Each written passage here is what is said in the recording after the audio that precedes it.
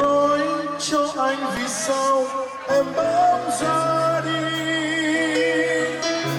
hãy nói cho anh những điều còn đâu em rồi. Do anh có lỗi lầm,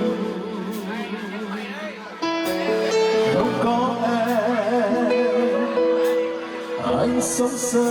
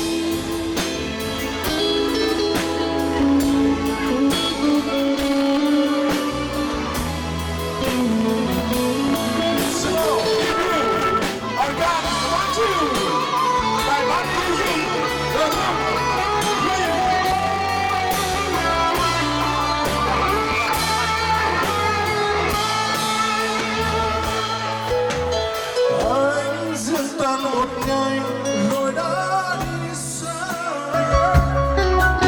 và giấc mơ xưa giờ này còn đâu